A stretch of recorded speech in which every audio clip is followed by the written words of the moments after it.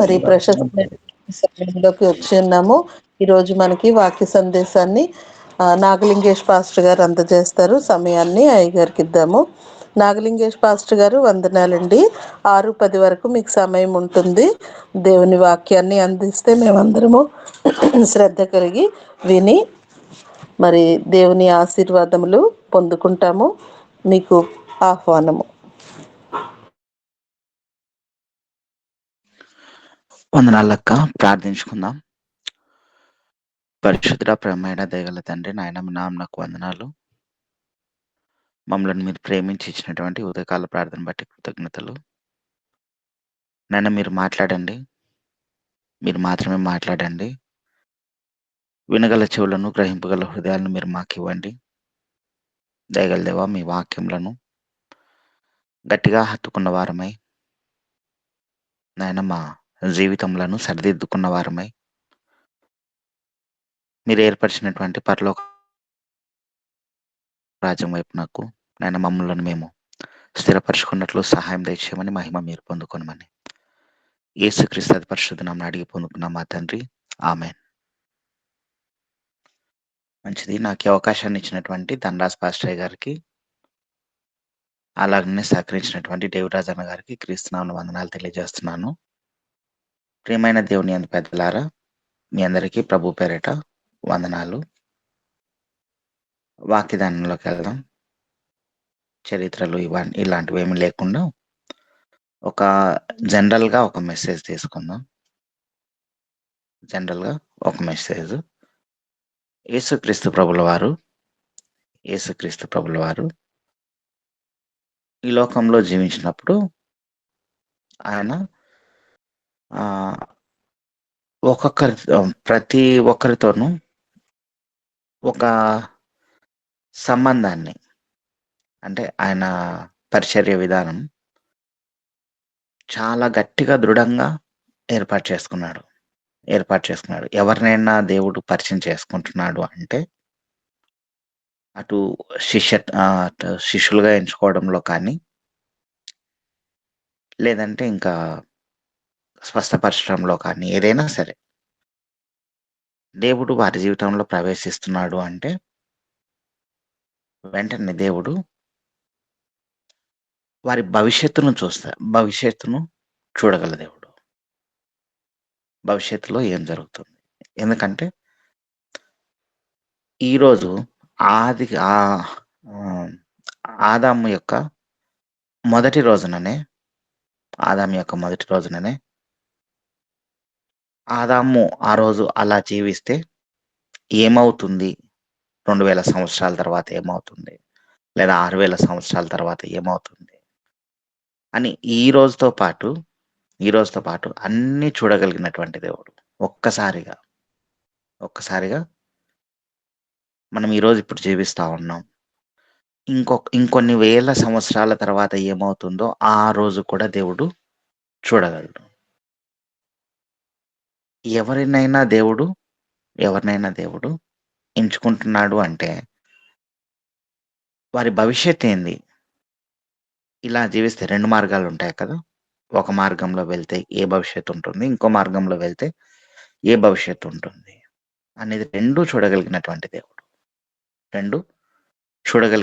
దేవుడు కొన్ని వేల సంవత్సరాల తర్వాత కూడా.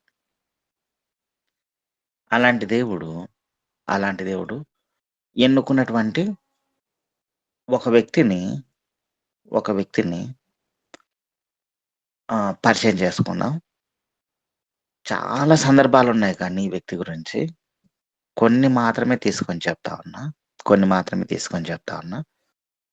అలాంటి వ్యక్తులలో ఒకరు యోహాను సువార్త 1వ అధ్యాయము 42వ వచనం. యోహాను సువార్త 1వ అధ్యాయము 42వ వచనం.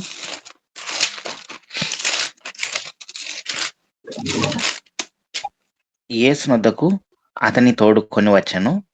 మెస్సియా అన్న మాటకు అభిషేకుడని అర్థము. యేసు అతని వైపు చూచి, నీవు యోహాను కుమారుడవైన సీమోనువు, నీవు కేఫా అనబడదువని చెప్పెను.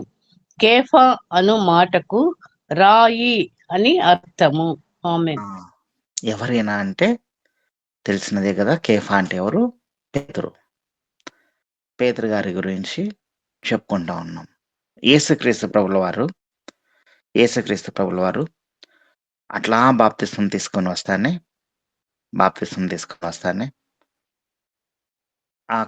అక్కడ కనబడినటువంటి వ్యక్తులను కొంతమందిని ఎంచుకున్నాడు. బాప్తిసం తీసుకునే టైంలో పేతురు గారు కూడా ఉన్నారు పక్కన. అంటే అప్పటికి ఇంకా శిష్యులుగా ఏర్పాటు చేయలేదు, కానీ ఆ ప్రదేశంలో ఉన్నాడు. యోహాన్ గారు ఏ విధంగా అయితే ఆకాశం తెరవబడి అక్కడి నుంచి పరిశుద్ధాత్ముడు పావురం రూపంలో వచ్చి యేసుక్రీస్తు ప్రభుల వారి మీద వాలడం చూశారో, దేవుడు మాట్లాడడం చూశాడో పైనుంచి, ఈ పేతురు అక్కడ ఉన్నటువంటి జనాంగం వీరు కూడా చూశారు. పేతురు కూడా అక్కడ ఆ సందర్భంలో ఉన్నారు. వాక్యదానంలో పేతురు గ్రంథంలో ఉంటుంది ఆ మాట క్లియర్గా, నేను అక్కడ ఉన్నాను అని చెప్పేసి. అయినా కూడా అలాంటి సందర్భంలో ఒక్కసారిగా స్టన్ అయిపోయి నిలబడ్డాడు పేతురు. అది ఎక్కడుందంటే పేతురు గ్రంథంలో ఉంటుంది.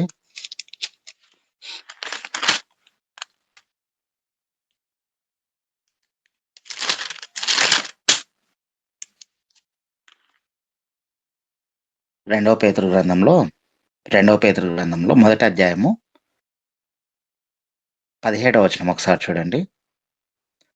ఆయన మహాత్మ్యమును మేము కళ్ళారా చూచిన వారమై తెలిపిమి. ఈయన నా ప్రియ కుమారుడు, ఈయన యందు నేను ఆనందించుచున్నాను అను శబ్దము మహాదివ్య మహిమ నుండి ఆయన యొద్దకు వచ్చినప్పుడు తండ్రి అయిన దేవుని వలన ఘనతయు మహిమయు ఆయన పొందగా, మేము ఆ పరిశుద్ధ పర్వతం మీద ఆయనతో కూడా ఉండిన వారమై ఆ శబ్దము ఆకాశం నుండి రాగా వింటిమి. యేసుక్రీస్తు ప్రభుల వారు బాప్తిసం తీసుకొని వచ్చిన తర్వాత ఆకాశం నుండి ఒక శబ్దం వచ్చింది కదా, ఈయనే నా ప్రియ కుమారుడు అని చెప్పేసి. ఆ స్వరాన్ని వినే సమయంలో, ఆ సందర్భం జరుగుతున్నటువంటి సమయంలో పేతురు గారు అక్కడ ప్రత్యక్షంగా నిలవబడి చూస్తా ఉన్నాడు. ఏంటి అద్భుతం అని చెప్పేసి. అలా స్టన్ అయిపోయి నిలబడిన సమయంలో యేసుక్రీస్తు ప్రభుల వారు ఆయన దగ్గరికి వెళ్ళారు. యేసుక్రీస్తు ప్రభుల వారు ఆయన దగ్గరకు వెళ్ళి అక్కడికి ఆయన యేసుక్రీస్తు ప్రభుల వారి దగ్గరకు పేతురు గారిని కూడా తీసుకొని వస్తాను ఆయన అన్నాడు. యేసుక్రీస్తు ప్రభు భవిష్యత్తు చూసేశాడు. అయ్యా, నువ్వు సీమోను కదా, పేతురువు కదా? కాదు, భవిష్యత్తులో నువ్వు కేఫా అనబడతావు. అంటే ఒక రాయిగా, ఒక సంఘంగా నువ్వు నా దగ్గర నిలవబడిపోతావు అని చెప్పేసి గట్టిగా చెప్పేశాడు. ఇంకా పేతురు గారికి. పేతురు గారు ఇంకా ఆ కోణంలో నుంచి అసలు లేవలేకపోయాడు. ఏం ఎందుకంటే అంతకుముందు చాలా, అంటే ఎప్పుడు జరగని ఒక వింత చూసేశాడు పేతురు. స్టన్ అయిపోయి నిలబడ్డాడు. ఆయన ఆలోచన జ్ఞానాన్ని పోగొట్టుకోలే. యేసుక్రీస్తు ప్రభుల వారు పేతురు గారిని పిలిచిన వెంటనే రాలేదు. అంటే శిష్యుడిగా వెంటనే వెంబడించిపోలే. తిరిగి తన దైనందిన జీవితంలో వెళ్తా ఉన్నాడు. లూకా సువార్త 5వ అధ్యాయము 8వ వచనం వచ్చేసరికి ఇక్కడికి వచ్చాడు. మళ్ళీ యేసుక్రీస్తు ప్రభుల వారు వదిలిపెట్టారు కదా. లూకా సువార్త 5వ అధ్యాయము 8వ వచనం వచ్చేసరికి 5వ అధ్యాయం మొదటి వచనంలో జన సమూహం దేవుని వాక్యం వినుచు ఆయన మీద పడుచుండగా ఆయన గెన్నేసారెతు సరస్సు తీరమున నిలచి ఆ సరస్సు తీరముననున్న 2 దోణెలను చూచెను. ఆ దోణెలు కడుక్కుంటూ ఉన్నటువంటి వాళ్ళల్లో 3వ వచనంలో ఆయన ఆ దోణెలలో సీమోనుదైన యొక్క దోణె ఎక్కి దరి నుండి కొంచెం చెప్పేశాడు. యేసుక్రీస్తు ప్రభుల వారిని ఆయన బోధ వినటానికి లేదా స్వస్థతలు పొందుకోవటానికి జన సమూహం తొక్కిసలాటగా వచ్చేసారు. ఇదంతా ఎందుకు? ఇది పక్కన ఉన్నటువంటి పేతురు మీద కూడా దృష్టి పెట్టాలి. ఆయన ఆల్రెడీ ఒక మాట చెప్పేశాడు, భవిష్యత్తు ఉంది ఇతనిలో అని చెప్పేసి. అక్కడ చెప్పుకున్నటువంటి పేతురు తిరిగి ఇక్కడికి వచ్చేసాడు. పేతురు దగ్గరికి మళ్ళీ వచ్చి, ఈసారి యేసుక్రీస్తు ప్రభుల వారు పడవ తీయు, పడవ లోపలికి నడిపించు కొంచెం అని చెప్పేశాడు. ఉన్న వారందరికీ దేవుడు ఆయన పరలోక రాజ్యాన్ని గురించిన మర్మాన్ని తెలియజేసి, వారందరికీ ఏమేమి కావాలో అవన్నీ చెప్పేసి ఏమేమి కావాలో అవన్నీ చెప్పేసి జన సమూహానికి ఇప్పుడు నెక్స్ట్ పేతురు గారిని చూస్తా ఉన్నాడు. ఏం చేస్తున్నావు పేతురు అంటే, రాత్రి అంతా మేము చేపలు పట్టినాం, బట్ ఏ ఒక్క చేప కూడా పడలేదయ్యా. ఇప్పుడు మీ దగ్గర ఉన్నానని చెప్పేసి అంటేను, ఇదిగో ఆయన అంటాడు కదా 7వ వచనం 6వ వచనంలో 5వ వచనంలో ఉంటాడు, రాత్రి అంతయు మేము ప్రయాసపడితే కానీ మాకేమీ దొరకలేదు, అయినను నీ మాట చొప్పున వలలు వేతునని ఆయనతో చెప్పగా, వారు ఆలాపన చేసి విస్తారమైన చేపలు పట్టారు, 2 దోణీలు మునిగేటట్లుగా పట్టాడు. 10వ వచనం వచ్చేసరికి సీమోనుతో కూడా పాలివారైన జబదయి కుమారులకు యాకోబును యోహాను విస్మయం పొందిరి. అందుకు యేసు, భయపడకము, ఇప్పటి నుండి నీవు మనుషులను పట్టువాడవయ్యుందు అని సీమోనుతో చెప్పాను. అంతకుముందు 8వ వచనంలో చూడండి, సీమోను పేతురు అది చూచి యేసు మోకాళ్ళ ఎదుట సాగిలపడి, ప్రభువా నన్ను విడిచిపొమ్ము, నేను పాపాత్ముడనని చెప్పాను. ఎంత గొప్ప పేతురు! నిజంగా యేసుక్రీస్తు ప్రభుల వారు అలా వస్తారనే నిజంగా ఆయన మహిమను దగ్గర నుండి చూశాడు. ఇక్కడ దోణి ఎక్కినప్పుడు జనసమూహం అంతా వెంబడిస్తా ఉన్నారు చూడు, లోపలేమో మండుతా ఉంది, యేసుక్రీస్తు ప్రభువును వెంబడించాలి అని చెప్పేసి గుచ్చుతా ఉంది లోపల నుంచి. ఆ రోజు ఆ మహిమను చూసినప్పటి నుంచి అయినా కూడా ఏదో ఆపుతా ఉంది. ఏం ఆపుతా ఉంది? పాపం. అందుకే ఆయన చెప్తా ఉన్నాడు, ప్రభువా నేను పాపాత్మునయ్యా, నా ఎదును నేను పాపాత్ముడను, నన్ను విడిచిపో అని చెప్పేసి పేతురు అంటా ఉంటే, యేసుక్రీస్తు ప్రభుల వారు అంటా ఉన్నారు కదా, అయ్యా నిన్ను విడిచి వెళ్ళను, ఇదిగో భయపడొద్దు, ఇప్పటి నుండి నువ్వు మనుషులను పట్టే జాలరు అవుతావు, ఎందుకంటే నీ పాపాన్ని నువ్వు తెలుసుకున్నావు కదా, మనుషులను పట్టే జాలరు అయిపోతావు, నన్ను వెంబడించు అంటానే అప్పుడు వెళ్ళాడు.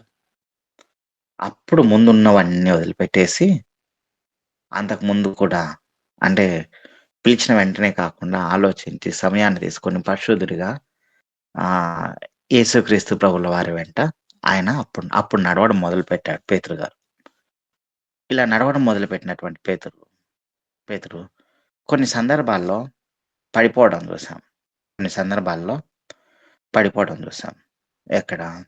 మత్తయి సువార్త 14వ అధ్యాయం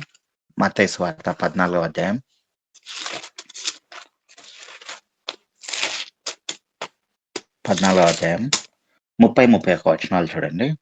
30-31 వచనాలు.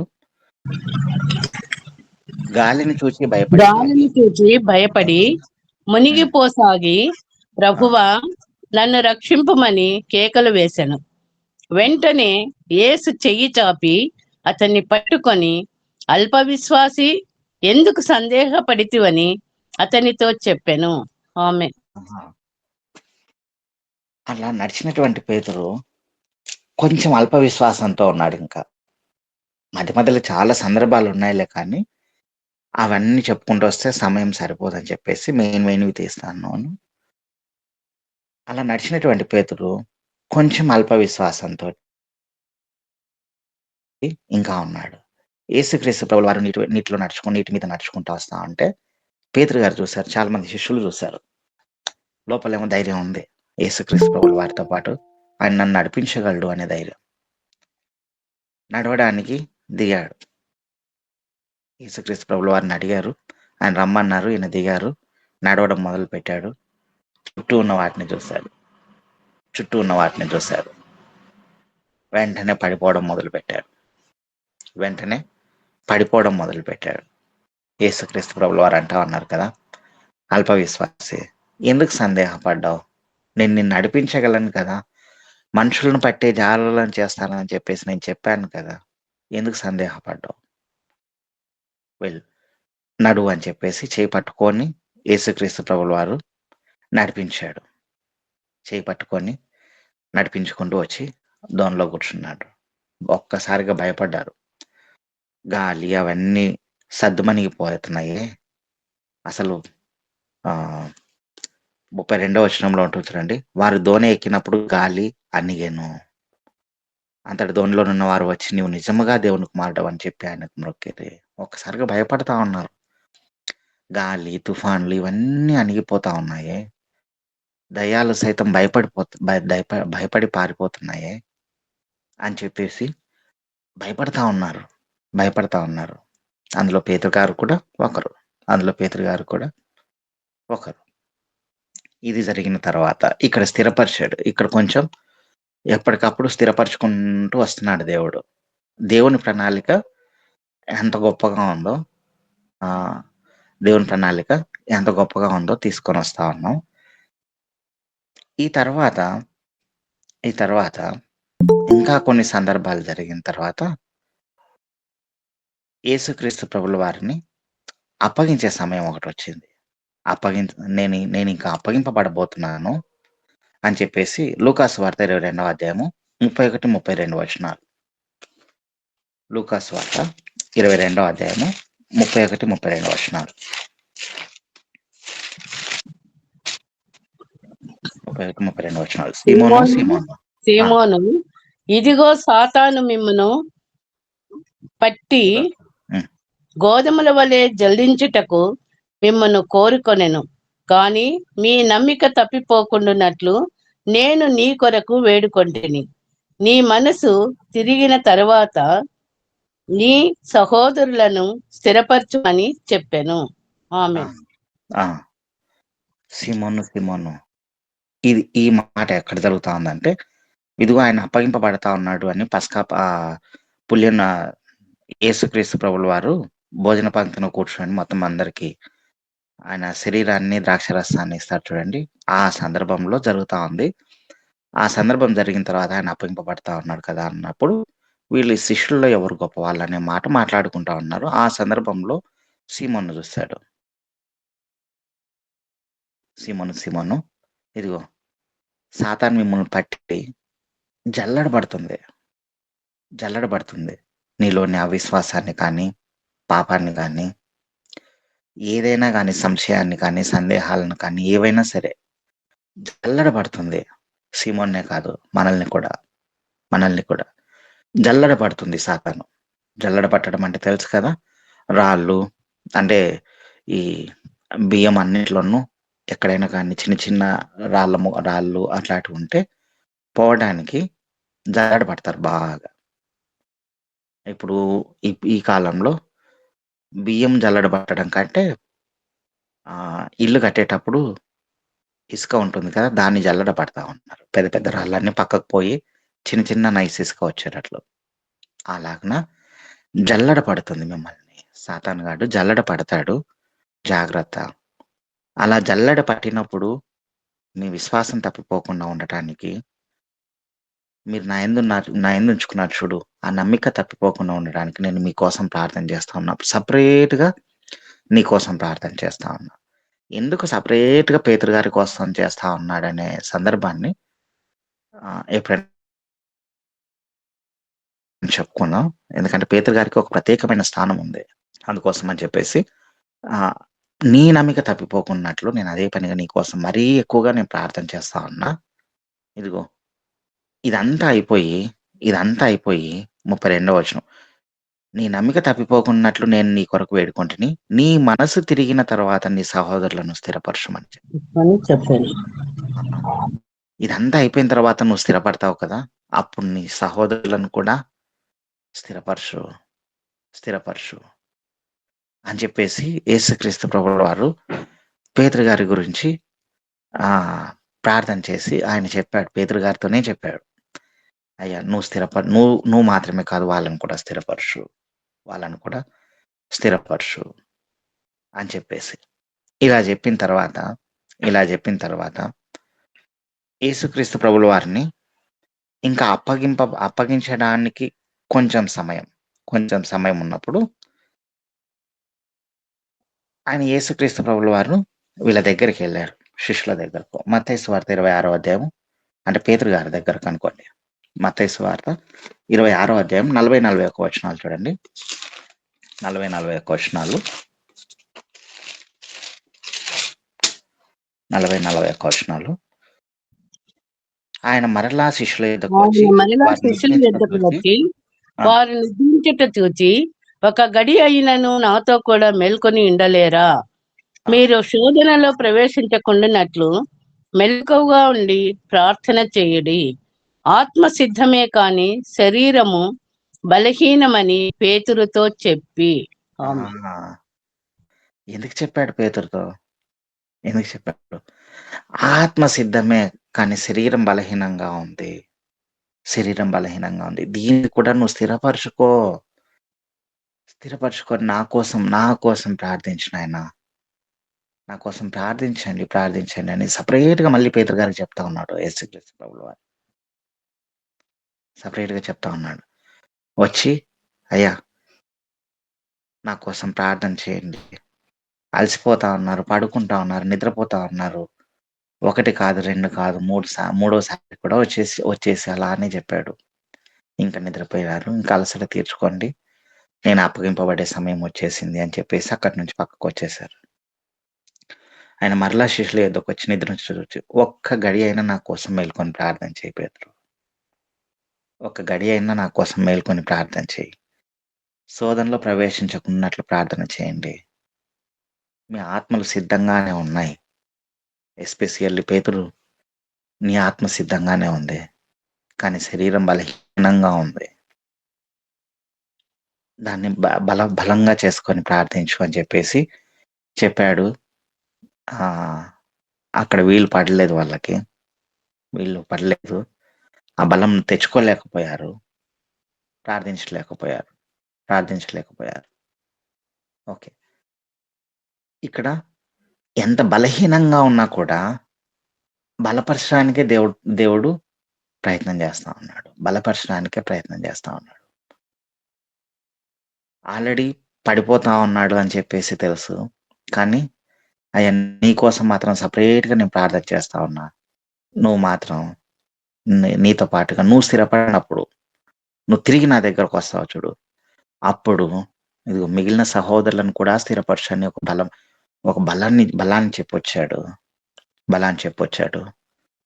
సేమ్ అలానే ఆత్మ సిద్ధంగానే ఉంది. నేను పడిపోకూడదు.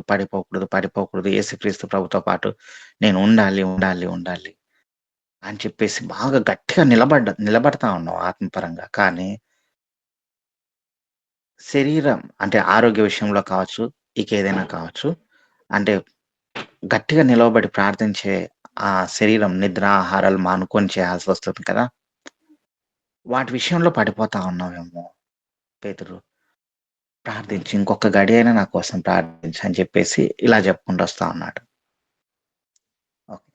ఇది జరిగింది.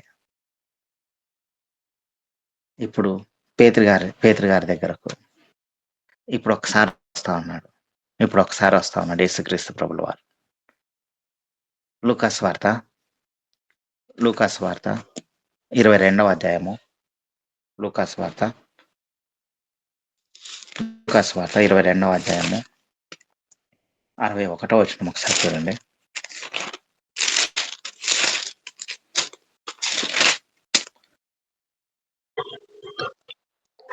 వారి యొద్ద నుండి రాతివేత దూరము వెళ్ళి మోకాళ్ళుని, తండ్రి ఈ గిన్నె నా యొద్ద నుండి తొలగించుటకు. లూకాసు వార్త 22:61 అక్క. 61. ఆ,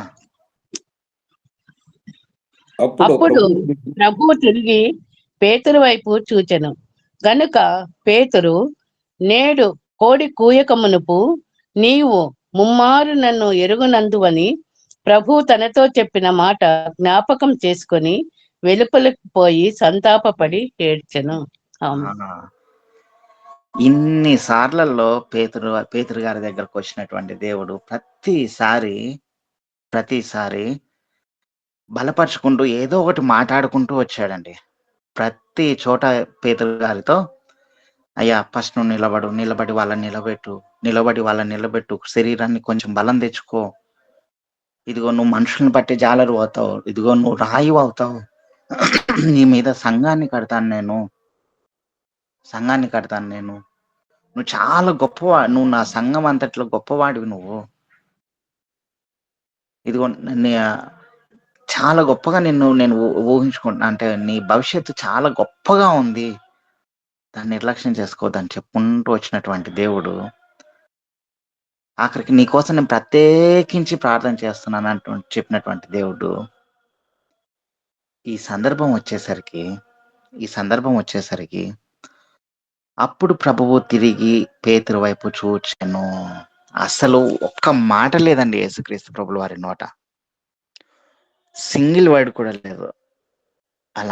అలా పేతురు గారిని చూశారు. ఏ సందర్భం ఉంది అసలు ఇది? పేతురు గారు యేసుక్రీస్తు ప్రభుల వారు ఎవరో నాకు తెలియదని చెప్పుకుంటూ వస్తున్నాడు కదా. మూడవసారి చెప్పిన వెంటనే యేసుక్రీస్తు ప్రభుల వారు ఇలా చూశారు. ఆ మాటకి పేతురు గారి హృదయం లోపల ఉంటుంది కదా, పొడవబడిపోయింది. ఆ మాటలో, ఆ చూపులో యేసుక్రీస్తు ప్రభుల వారు చూసిన చూపులో కోపం లేదు, ప్రేమ లేదు, అసలు ఏముందో కూడా గుర్తించలేనటువంటి పరిస్థితి. ఏముంది ఏం లేదు అని గుర్తించలేనటువంటి పరిస్థితి. కోపం ఉందా తెలియదు, బాధ ఉందా తెలియదు, ప్రేమ ఉందా తెలియదు, ఉన్నవన్నీ జ్ఞాపకం చేస్తున్నాడా తెలియదు. అసలు ఏ ఉద్దేశంతో చూస్తాడా? ఏదైనా శాపం పెట్టడానికి చూస్తాడా? అసలు ఏం తెలీదు అసలు పేతురు గారు మనకు చెప్పలేదు, యేసుక్రీస్తు ప్రభుల వారు కూడా ఏం చెప్పలేదు. జస్ట్ చూశాడు. పేతురు గారికి ఒక్కసారిగా అన్ని జ్ఞాపకం వచ్చింటాయండి. ఎలా ఉండేటోని నేను, ఒంటి మీద బట్టలు లేకుండా, ఇదిగో అంటే చేపలకు వెళ్ళే వాళ్ళు పైన ఏం ధరించుకోరు, ఒంటి మీద బట్టలు లేకుండా చేపలు పట్టడానికి వెళ్ళి తిరిగి వస్తున్నటువంటి నన్ను తీసుకొని వచ్చి మనుషులను పట్టే జాలంగా చేశాడే. ఏ రోజు కూడా ప్రభువా నాకు ఆకలి అవుతా ఉందని నేను చెప్పలేదే. ఇదిగో ఆయన నీళ్ళ మీద నడిస్తే నన్ను నీళ్ళ మీద నడిపించాడే. నా కోసం సపరేట్గా ప్రార్థన చేశాడే. నన్ను ప్రార్థన చేయమని చెప్పి అడిగాడే. ఆ యేసుక్రీస్తు ప్రభుల వారు జస్ట్ నిలవబడి చూసిపోయాడే. జస్ట్ నిలవబడి చూచి, ఒక్కసారి అలా చూచి వెళ్ళిపోయాడే. నిజంగా అండి, ఒక 2 కత్తులు ఉంటే నిజంగా, అంటే వాక్యము రెండంచులు గల ఖడ్గం అంటారు కదా. యేసుక్రీస్తు ప్రభుల వారి యొక్క చూపు పేతురు గారి హృదయాన్ని తునాతునకలు చేసేసింది. అక్కడ తునాతునకలు చేసేసింది. పేతురు గారు బయటకు వెళ్ళి ఎంత గట్టిగా ఏడ్చాడంటే, ఇక్కడైతే ఇలా ఉంది, గట్టిగా ఏడ్చాడని చెప్పేసి ఇంకొక సువార్తలో ఉంటుంది. 61వ వచనం. అప్పుడు ప్రభువు తిరిగి పేతురు వైపు చూచెను గనుక పేతురు, నేడు కోడి కూయక మునుపు నీవు ముమ్మారు నన్ను ఎరుగునందువని ప్రభువు తనతో చెప్పిన మాట జ్ఞాపకం చేసుకుని వెలుపలికి పోయి సంతాపపడి ఏడ్చేశాడు. గట్టిగా ఏడ్చాడు. అసలు ఆ ఏడుపు మారు మనసు అంటే ఇలా ఉండాలి అనిపించింది నాకైతే. ఏమి మాట్లాడకపోయినా యేసుక్రీస్తు ప్రభుల వారు అలా చూసేసరికి నిజంగా స్టన్ అయిపోయి, ఇన్నిసార్లు మాట్లాడుకుంటూ వచ్చినటువంటి దేవుడు ఒక్కసారి మాత్రం ఏం మాట్లాడకుండా వెళ్ళిపోయాడే అనిపించిందండి నాకు. నిజంగానే అలా అనిపించింది. ఆయన ఒక చూపులోనే అన్ని వెతుక్కున్నాడు, జ్ఞాపకం చేసుకున్నాడు పేతురు గారు. నేటి మన పరిస్థితి కూడా అలానే ఉంది. ఎన్ని చేస్తా ఉన్నామో కానీ దినమెల్లా ఆయన చేతులు చాపి అలానే నిలబడ్డాడు, అలానే ఉన్నాడు. ఎప్పుడు వస్తారా చేర్చుకుందాము అని చెప్పేసి పేతురు గారు వెళ్ళారు. మనం కూడా వెళ్ళాల్సిన బాధ్యత ఉంది. పేతురు గారు వెళ్ళారా లేదా అంటే వెళ్ళారు. తర్వాత మళ్ళీ ఇంకా చూడండి, మళ్ళీ నెక్స్ట్ జరుగుతున్నది. పేతురు గారి దగ్గర ఇలా నిలబడి చూశాడు. పేతురు గారు పశ్చాత్తాపం నందాడు. యోహాను సువార్త 21వ అధ్యాయము 15, 17 వచనాలు.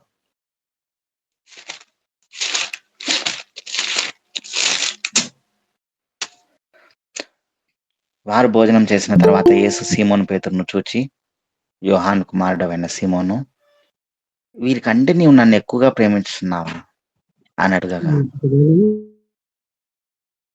అతడు, అవును ప్రభువా, నేను నిన్ను ప్రేమించుచున్నానని నీవే ఎరుగుదువని ఆయనతో చెప్పెను. యేసు, నా గొర్రె పిల్లలను మేపుమని అతనితో చెప్పెను. మరలా ఆయన, చాలా యోహాను కుమారుడవైన సీమోను. 3 సార్లు అడిగాడు ఇప్పుడు యేసుక్రీస్తు ప్రభుల వారు 3 సార్లు అడిగి, అయ్యా పేతురు, వీళ్ళందరికంటే నన్ను ఎక్కువగా ప్రేమిస్తున్నావా అని అంటే, అవును ప్రభువా అని చెప్పేసి అంటానే దేవుడు యేసుక్రీస్తు ప్రభుల వారు ఏం సందేహించలా. కానీ ఇతన్ని తిరిగి రప్పించుకోవడం దేవుని ఇష్టం, తిరిగి రప్పించుకోవడం దేవుని చిత్తం. ఆయన తిరిగి రావాలి, సంఘాన్ని కట్టాలి, బలంగా కట్టాలి. అది దేవుని ఉద్దేశం. ఆ ఉద్దేశంతో పదే అడిగి 3 సార్లు అడిగేసరికి, నిజంగానే ఇష్టపడుతున్నాను ప్రభువా, నీకు తెలియదా అని చెప్పేసి అన్నాడు. దానికంటే ముందు యేసుక్రీస్తు ప్రభుల వారు అని తెలియగానే 21వ అధ్యాయము 8వ వచనం 7వ వచనంలో ఉంటుంది చూడండి. కాబట్టి యేసు ప్రేమించిన శిష్యుడు ఆయన ప్రభువు సుమి అని పేతురుతో చెప్పాను. ఆయన ప్రభువు అని సీమోను పేతురు విని వస్త్రహీనుడై ఉన్నందున పై బట్ట వేసి సముద్రంలో దుంకెను. యేసుక్రీస్తు ప్రభుల వారు అంటే ఇంకా కనీసము నిజంగా యేసుక్రీస్తు ప్రభుల వారి కళ్ళల్లో కనీసం చూడడానికి కూడా ధైర్యం లేదండి పేతురు గారికి. అక్కడ చూశాడు కదా యేసుక్రీస్తు ప్రభుల వారు, అక్కడ అలా చూశాడు కదా ఒక్క చూపు. ఇక చూడడానికి పేతురు గారికి ధైర్యం చాలు. ఆయన యేసుక్రీస్తు ప్రభువయ్య అనగానే వెంటనే సముద్రంలో దూకి మళ్ళీ ఆయన భోజనం సిద్ధపరిచిన తర్వాత వచ్చేసి పడవ దరికి లాగేసి వచ్చేసిన తర్వాత ప్రేమిస్తున్నాను ప్రభు అని చెప్పేశాడు. ఇక తిరిగి వెళ్ళకూడదు అనుకున్నాడు. దేవుడు ఇక్కడ తిరిగి రప్పించేసుకున్నాడు కదా. అపోస్తల పక్క పేజే అపోస్తల కార్యములు 2వ అధ్యాయము, అపోస్తల కార్యములు 1వ అధ్యాయము. ఇంకెంతగా స్థిరపడ్డాడంటే పేతురు, 1వ అధ్యాయము 12వ వచనము 13వ వచనం ఒకసారి చూడండి. వారు పట్టణంలో ప్రవేశించి, అపోస్తల కార్యంలో 1వ అధ్యాయం 12వ వచనం, వారు పట్టణంలో ప్రవేశించి తాము బస చేయుచుండిన మేడగదిలోనికి ఎక్కిపోయి, వారెవరనగా పేతురు, యోహాను, యాకోబు, అంద్రెయ, ఫిలిప్పు, తోమా, బర్తలోమయ, మత్తయి. పేతురు మొట్టమొదటి పేరే పేతురు. ఎందుకంటే సంఘాన్ని కట్టాలి కదా, ఆదిమ సంఘాన్ని కట్టాలి. ఆ కట్టే ప్రయత్నంలో మొట్టమొదటిగా నిలబడింది పేతురే.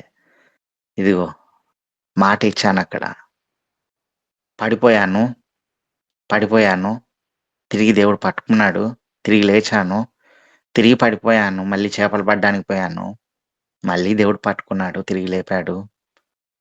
ఆయన మాట తీసుకున్నాడు, ఇదిగో నా గొర్రెలు మేపు అని చెప్పేసి,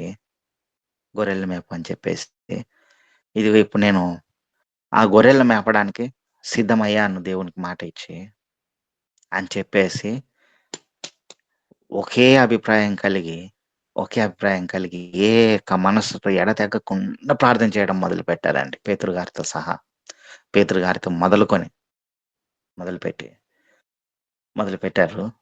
మొదలుపెట్టి ప్రార్థిస్తూనే ఉన్నారు. ఇక ప్రారంభం చేసుకున్నారు సంఘాన్ని కట్టుకోవడం.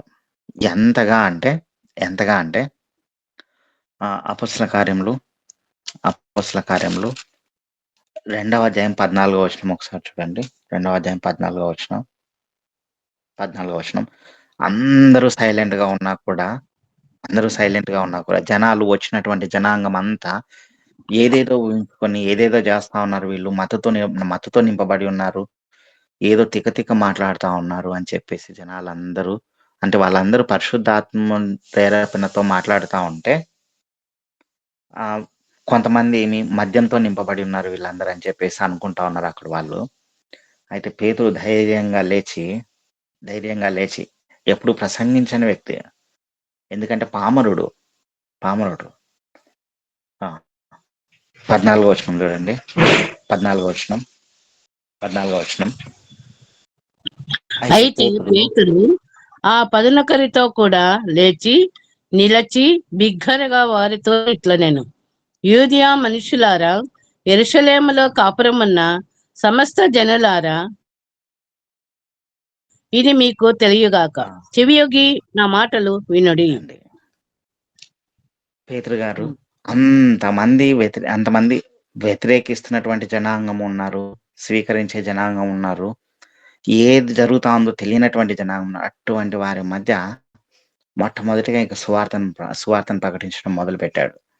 అయ్యా, నా మాట వినండి, యేసుక్రీస్తు ప్రభుల వారే నిజమైన దేవుడు అని చెప్పేసి, యేసుక్రీస్తు ప్రభుల వారే నిజమైన దేవుడు అని చెప్పేసి, మీరందరూ కలిసి మరణానికి ఆయన అప్పగించారు కదా, ఆ దేవుడు ఇప్పుడు ఆ దేవుడే రక్షించదగిన దేవుడు, మనలందరినీ రక్షించే దేవుడు.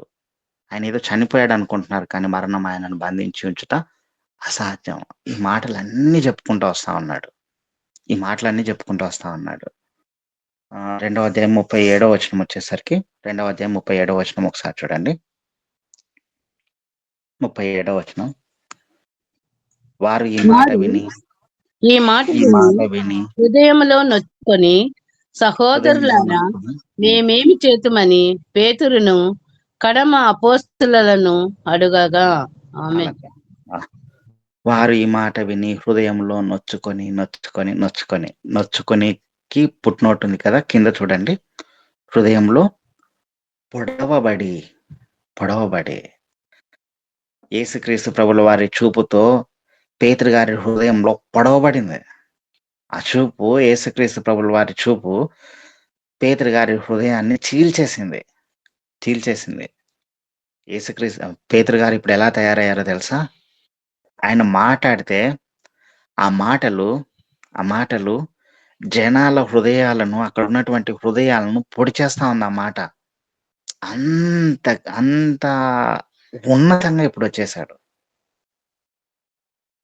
దేవుని యొక్క పిలుపు, దేవుని యొక్క చూపు, దేవుని యొక్క వాక్యము, దేవుని యొక్క మాటలు మన హృదయాలను పొడుస్తే, అంటే మన పాప హృదయాన్ని అలా చీల్చిందంటే, ఆ చీల్చిన హృదయము, ఆ హృదయంలో నుంచి వచ్చే మాటలు ఇదిగో పేతురు గారి వల్లే ఉంటాయి. పేతురు గారు ఎలా మాట్లాడుతూ ఉన్నారో అంత గొప్పగా ఉంటాయి. దేవుని వాక్యం అప్పుడప్పుడు మనల్ని అంటే మనతోనే మాట్లాడింది అని అనుకుంటాం కదా. ఆ పొడవబడిన హృదయంలో నుంచి, ఆ పశ్చాత్తాపంలో నుంచి మాట్లాడడం మొదలు పెడితే ఇదిగో పేతురు గారి మాటలు వింటానే హృదయంలో నొచ్చుకొని, అంటే హృదయంలో పొడవబడి అలా తయారవుతాం. అలా తయారవ్వాలి. మాట్లాడడం మొదలు పెట్టాడు. చెప్తా ఉన్నాడు యేసుక్రీస్తు ప్రభుల వారి గురించి. ఎన్ని అబద్ధాలు ఆడాడు పేతురు గారు? 3 అబద్ధాలు ఆడాడు. 41వ వచనం చూడండి. ఇక్కడ 41వ వచనం. కాబట్టి అతని వాక్యం అంగీకరించిన వారు బాప్తిస్మం పొందిరి. ఆ దినమందు ఇంచుమించు 3,000 మంది చేర్చబడిరి. 3 అబద్ధాలకు 3,000 మంది హృదయాలను మార్చాడు. 3 అబద్ధాలకు 3,000 మందికి ఒక్కసారిగా బాప్తిస్మం ఇచ్చాడు. 3 అబద్ధాలకు మొట్టమొదటిసారి 3,000 మందికి బాప్తిస్మం ఇచ్చాడు. మారు మనసును కలిగింపజేశాడు. ఇంకా వారిని ఎంత బలపరిచాడంటే ఎడతెగక ప్రార్థన చేస్తా ఉన్నారు. వాళ్ళు రొట్టె విరుచుట ఎందు గాని, బోధ ఎందు గాని, సహవాసం అందు కానీ, కూడి దేవుణ్ణి ప్రార్థించటంలో కానీ ఆ 3,000 మంది అలా నిలబడిపోయారు. వాళ్ళందరినీ చూస్తానే బయటి జనాంగాన్ని అందరికీ భయం ఏర్పడిపోయింది. అమ్మో! వీళ్ళు ఇంతమంది ఉన్నారేంది అని చెప్పేసి భయపడిపోయారు వాళ్ళు. ఏం జరుగుతా ఉంది ఇక్కడ అని చెప్పేసి. అంటే పక్కన ఉన్నటువంటి వారు. అలా 43వ వచనం స్టార్టింగ్‌లోనే ఉంటుంది చూడండి. అప్పుడు ప్రతి వానికిని భయము కలిగెను. దేవుని పిల్లలు పశ్చాత్తాపం నొందిన హృదయంతోటి అలా స్థిరపరచబడి, దేవుని యందు స్థిరపరచబడి దేవుని మాటలు మాట్లాడడం మొదలు పెడితే ఇలా ఉంటుంది. ఇది రావాలి. ఇది వచ్చినప్పుడు ఈ పశ్చాత్తాప హృదయంతో మాట్లాడడం మొదలుపెట్టినప్పుడు ఇలా జరుగుతుంది. ఇంతటితో ఆగిపోయాడా పేతురు? ఇంకా అలా మొదలుపెట్టి అందరికీ చెప్పుకుంటూ వెళ్తా ఉన్నాడు. ఇందాక మనము ఈ సంవత్సరం వాగ్దానం అని చెప్పుకున్నాం కదా. సంవత్సర వాగ్దానమా, మాసపు వాగ్దానమా? 1 పేతురు 5వ అధ్యాయము 4వ వచనం ఒకసారి చూడండి. 5వ అధ్యాయం 4వ వచనం. ప్రధాన కాపరి ప్రత్యక్షమైనప్పుడు మీరు వాడబారని మహిమ కిరీటము పొందుదురు. ఇది చెప్తున్నటువంటి అతను అక్కడ యేసుక్రీస్తు ప్రభుల వారి చూపుతో హృదయం చీల్చబడినటువంటి వ్యక్తి. అయ్యా, నా హృదయాన్ని చీల్చినాడు చూడు. ఆయన ప్రత్యక్షమైనప్పుడు వాడబారని కిరీటం పొందుకోవాలంటే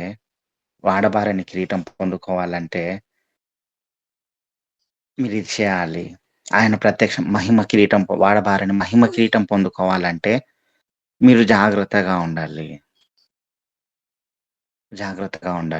ఆ పై వచనంలో చెప్తాడు కదా, మీకు అప్పగింపబడిన వారి పైన ప్రభువులైనట్టుండక మందకు మాదిరిలుగా ఉండుడి.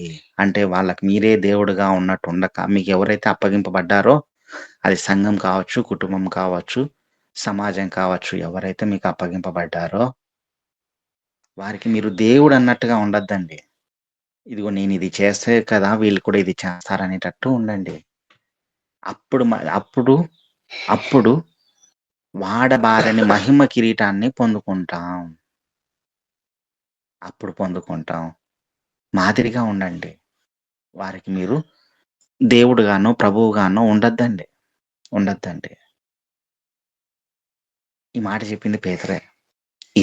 ఇదే పేతురు గారు ఇంకొక మాట చెప్తా ఉన్నారు. ఇదే పేతురు గారు చీల్చబడినటువంటి వ్యక్తి యేసుక్రీస్తు ప్రభుల వారు కేఫా అనబడతావని చెప్పి అన్నాడు కదా. కానీ పేతురు గారు ఏమంటున్నారు తెలుసా? యేసుక్రీస్తు ప్రభుల వారిని 1 పేతురు గ్రంథం 2వ అధ్యాయము 4-5 వచనాలు చూడండి. 4-5 వచనాలు.